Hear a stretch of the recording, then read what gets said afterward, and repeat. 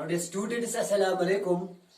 आज जो हमारा टॉपिक है वो है colonial rule and pastoral life. यानी मतलब ये है, जब कॉलोनियल रूल आया, जब ब्रिटिश कॉलोनियल रूल हिंदुस्तान में आया, इससे जो पास्टोरलिस्ट्स थे हिंदुस्तान में, उनकी लाइफ, उनकी जिंदगी कैसे मुतासिर हुई, उस पे कौन से उनकी लाइफ पे कैसे मनफी असरात पड़े। Under the British colonial rule, the life of the pastoralists has been changed dramatically. All the grazing grounds, all the grazing lands, all the grazing grounds, all the grazing lands has been enclosed. The lives of the craftsmen, the lives of the traders were adversely affected. The revenue which has to be paid, the revenue which has to be paid has been increased. यानी उनकी जो life थी, जो tradesman थे, जो craftsman थे, जो ये पास्टोरलिस्ट्स थे, जब ब्रिटिश कॉलोनियल रूल आया, उनकी लाइफ काफी मुतासिर हुई। उनकी लाइफ पे काफी मनफी असरात पड़े जब ब्रिटिश कॉलोनियल रूल लागू हुआ, जब हिंदुस्तान में ब्रिटिश कॉलोनियल रूल आया। तो कैसे उनकी लाइफ मुतासिर हुई, किस तरह उनकी लाइफ मुतासिर हुई, किस वजह से उनकी लाइफ मुतासिर हुई, वो मैं आपको बताने जा रहा हूं। First thing that is, first the British colonial status. जो ब्रिटिश कॉलोनियल स्टेटस थे, द ब्रिटिश कॉलोनियल गवर्नमेंट जो था इंडिया में, जो ब्रिटिश कॉलोनियल रूल था, ब्रिटिश कॉलोनियल स्टेटस थे, wanted all the grazing lands, all the grazing grounds, all the grazing lands has to be transformed into the cultivated farm. यानी first thing, पहली बात यह हुई, जब ब्रिटिश कॉलोनियल रूल आया, जो ब्रिटिश ऑफिशियल्स थे, जो ब्रिटिश कॉलोनियल स्टेट्स थे, वो चाहते थे जितने भी ग्रेजिंग फील्ड्स हिंदुस्तान में है, जितने भी ग्रेजिंग लैंड है, जितने भी पास्टोरल लैंड है, वो पास्टोरल लैंड, वो ग्रेजिंग ग्राउंड्स, जिन पर जो ये पास्टोरलिस्ट्स थे, जिन पे ये पास्टोरलिस्ट्स अपने एनिमल को ग्रेज कर रहे थे, जिन पे ये चरवाहे, हिंदुस्तान के चरवाहे अपने एनिमल को चरवाते थे। जब कॉलोनियल रूल आया, जब ब्रिटिश कॉलोनियल रूल आया हिंदुस्तान में, जब ब्रिटिश कॉलोनियल रूल लागू हुआ, वो चाहते थे जितने भी पास्चर्स हिंदुस्तान में थे, जितने भी ग्रेजिंग ग्राउंड्स थे, जितने भी ग्रेजिंग लैंड थे, वो चाहते थे, जो ब्रिटिश ऑफिशियल चाहते थे, उनको कल्टिवेट करना, उनको कन्वर्ट करना कल्टिवेटेड लैंड में। वो यही चाहते थे। they wanted to all the grazing grounds has been transformed into the cultivated land, into the agricultural land. क्यों वो ऐसा चाहते थे? क्योंकि वो ऐसा क्यों करना चाहते थे? क्योंकि जो उस वक्त जो फाइनेंस, उस वक्त जो रेवेन्यू था, क्योंकि revenue was the main source, revenue was the main financial source for the British government. उस वक्त जो रेवेन्यू था वो ब्रिटिश गवर्नमेंट के लिए मेन सोर्स था, क्योंकि उनको जो ओपन फील्ड्स थे, जो ग्रेजिंग लैंड थे, उनको टैक्स नहीं देना पड़ता था, उनको रेवेन्यू नहीं देना पड़ता। जब उन्होंने चाहा, जब उन्होंने कल्टिवेटेड लैंड, जब उन्होंने in open fields, in grazing land को कल्टिवेट किया, पास्चर्स को कन्वर्ट किया, ट्रांसफॉर्म किया, किस में कल्टिवेटेड लैंड में, तो उन्होंने उनसे बहुत काफी रेवेन्यू, काफी टैक्स वसूल किया, काफी रेवेन्यू हासिल किया। दूसरी चीज ये हुआ, दूसरी बात ये थी, और क्यों उन्होंने ओपन फील्ड, क्यों उन्होंने ग्रेजिंग लैंड, क्यों उन्होंने पास्चर चेंज किया, वो क्यों ऐसा चाहते थे? उनको कन्वर्ट करना ग्रेजिंग, उनको कन्वर्ट करना किसमें? कल्टिवेटेड लैंड में। दूसरी बात ये हुई, वो चाहते थे, जब उन्होंने ये ग्रेजिंग लैंड, जो ओपन फील्ड्स थे, उनको कन्वर्ट किया कल्टिवेटेड लैंड में, उन्होंने उन जमीन पे उन पास्चर्स पे कल्टिवेशन की। किसकी कल्टिवेशन की? जूट की कल्टिवेशन की,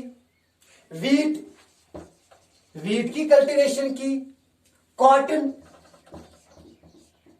कॉटन की कल्टीवेशन की, क्योंकि इन चीजों की जरूरत थी उस वक्त। कहां पर? इंग्लैंड में। क्योंकि जूट की, वीट, कॉटन, इन चीजों की जरूरत थी उस वक्त। कहां पर? इंग्लैंड में। इसीलिए जो ये कॉलोनियल रूल थे, जो ब्रिटिश ऑफिशियल्स थे हिंदुस्तान में, उन्होंने ओपन फील्ड को, इसीलिए जो पास्चर्स थे, जिन पास्चर्स पे ये चरवाहे अपने एनिमल को ग्रेज करते थे, इसीलिए उन्होंने एक चीज ये था, इसलिए उन्होंने उनको कन्वर्ट किया कल्टीवेटेड लैंड में। एक तो उन्होंने उनसे काफी रेवेन्यू हासिल किया, काफी टैक्स हासिल किया। दूसरी बात ये हुई, उन्होंने उन पे उस जमीन पे कल्टीवेशन की।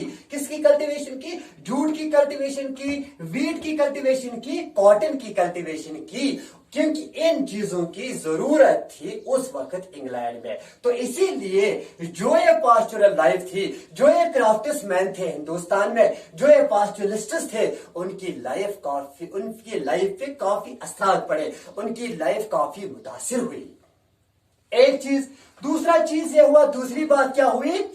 Bye the middle of the 19th century, by the middle of the 19th century, 19th century के बीच में जो ये ब्रिटिश कॉलोनियल रूल था, जो ब्रिटिश ऑफिशियल्स थे, उन्होंने क्या किया? By the middle of the 19th century, the British government officials, the British government passed several forest acts, उन्होंने बहुत सारे फॉरेस्ट एक्ट को लागू किया। By the middle of the 19th century, by the middle of the 19th century, the British officials, the British government officials passed several forest acts in different provinces in India. Hindustan के बहुत सारे सूबों में बहुत सारे फॉरेस्ट एक्ट लागू किए गए अंडर दैट। और इससे क्या हुआ? Under this act, under this act, through this act, their forests in India, जो जंगलात थे, जो जंगल थे हिंदुस्तान में, इन एक्ट से क्या हुआ? And through this act, under this act, the forests in India were classified into different categories like the reserved forests, protected forests। तो उनसे क्या हुआ? जो 19th सेंचुरी में जो ये ब्रिटिश गवर्नमेंट था, उन्होंने हिंदुस्तान के जंगलों को, उन्होंने बहुत सारे फॉरेस्ट एक्ट पास किए और हिंदुस्तान के जंगलों को बहुत सारे कैटेगरीज में डिवाइड किए, तकसीम किए, such as reserved forests, such as protected forests, reserved forests. हाँ, शाबाश। तो उसके बाद क्या हुआ? तो उससे the pastoralists, no pastors under this act, by this act, through this act, no pastoralist was not allowed to enter into the forest. किसी भी पास्टलिस्ट को जंगल में आने की इजाजत, जंगल में दाखिल होने की इजाजत नहीं दी गई। The British officials believed that, वो चाहते थे, वो इसमें यकीन रखते थे, the British officials believed that grazing will destroy the saplings. वो इस बात पे यकीन रखते थे कि ग्रेजिंग से क्या होगा? Grazing will destroy the saplings and roots of the roots and shoots of the trees. तो that is why no pastoralist was not allowed to enter into these forests, enter into these reserved forests, enter into these protected forests. That is why the life of the pastoralists were adversely affected. जिसकी वजह से, जिसकी बिना पर उनकी जो life थी, उनकी जो पास्टरलिस्ट की लाइफ थी हिंदुस्तान में, वो काफी, उनके आने से, ब्रिटिश कॉलोनियल रूल के आने से उनकी लाइफ काफी मुतासिर हुई, उन पे काफी मनफी असरात पड़े। तीसरी चीज क्या हुई? तीसरी बात यह हुई, ये जो ब्रिटिश ऑफिशियल्स थे, the British officials were suspicious, the British officials were suspicious of nomadic people. क्योंकि ये जो पास्टरलिस्ट्स थे, ये क्या, कौन सी जिंदगी गुजारते थे? ये नोमैडिक लाइफ गुजारते थे। एंड तीसरी बात ये हुई, जो the British officials were suspicious of nomadic people, जो ये ब्रिटिश ऑफिशियल्स थे, उनको उन नोमैडिक पीपल पे काफी शक-शुबा था, काफी शक-शुबे थे। The British officials were suspicious, the British officials were suspicious of the nomadic people. That is why in 1871 में उन्होंने क्या किया? The British officials were suspicious of the nomadic people. That is why in 1871 they passed the Criminal Act. They passed the Criminal Act. They passed the Criminal Act. उन्होंने Criminal Act को पास किया. Under this act, by this Criminal Act, और इस Criminal Act के तहत, by this Criminal Act, through this, under this Criminal Act, the different communities of craftsmen, the different communities of traders, and the different communities of the pastoralists were classified into the criminal tribes. और इस act के तहत 1871 में जो criminal act in अंग्रेजों ने, in British ऑफिशियलों ने क्या किया, 1871 में जो उन्होंने क्रिमिनल एक्ट को पास किया, और इस क्रिमिनल एक्ट के तहत जो बहुत सारे जो कम्युनिटीज थे, क्राफ्ट्समैन की जो कम्युनिटीज थी, ट्रेडर्स की जो कम्युनिटीज थी, और जो पास्टलिस्ट्स की जो कम्युनिटीज थी, इनमें बहुत सारे कम्युनिटीज को, इनमें बहुत सारे लोगों को उन्होंने क्या किया, classified into the criminal tribes. Criminal tribe में तकसीम कर दिया गया. And no criminal tribe was not allowed. और किसी भी क्रिमिनल ट्राइब को इजाजत नहीं दिया गया. No criminal tribe was not allowed to move out freely without the permission. और किसी भी क्रिमिनल ट्राइब को इजाजत फ्रीली मूव करने से रोक दिया गया. And that is why the life of the pastoralists has been changed.